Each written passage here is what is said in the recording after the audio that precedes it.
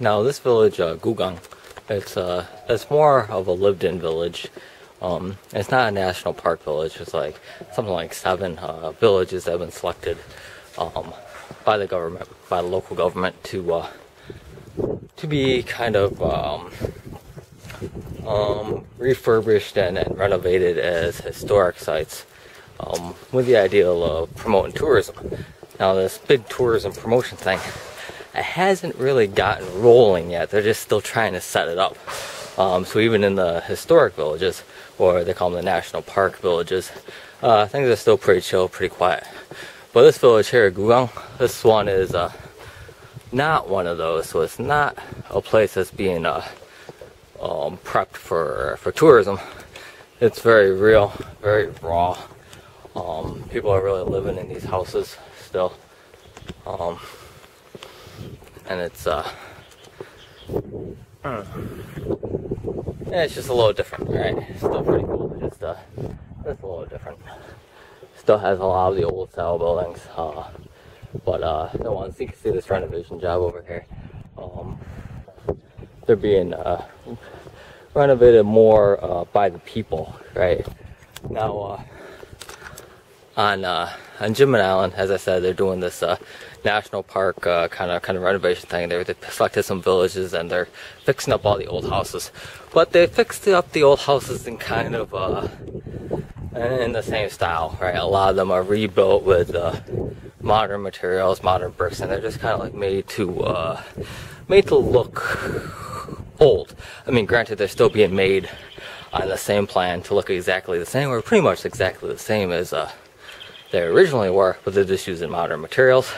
And there's a certain style to it. I mean, you can look at a house and you can tell if it was restorated by the National Park Service. You can tell if it's one of these houses of this program.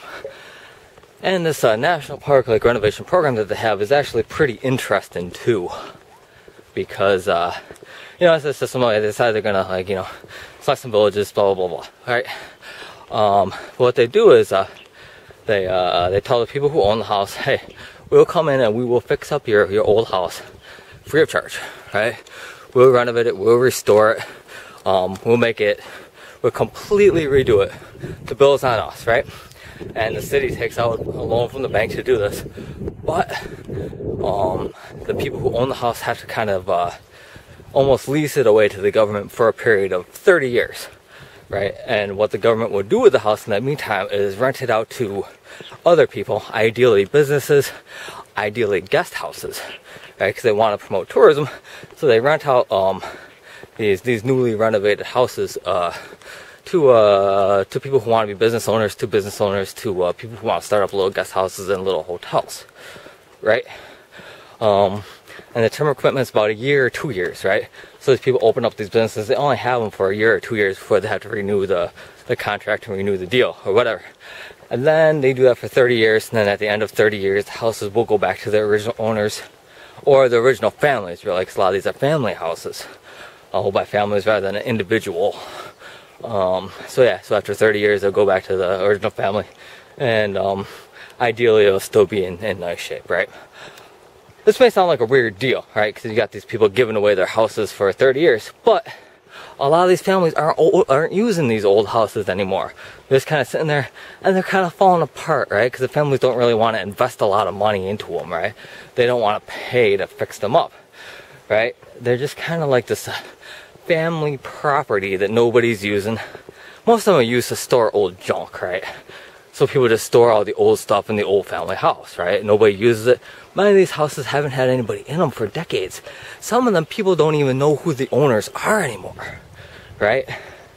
So, so the government came up with this program to kind of save this old architecture, and kind of like make use of like the cultural resources that the island has available to it, and it's pretty neat because this place is just beautiful, and they really need a lot of money to save them, right?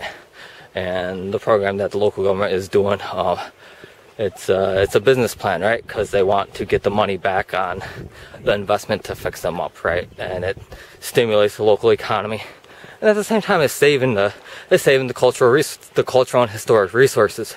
So it's it's pretty cool, you know. I can't say I've ever heard of a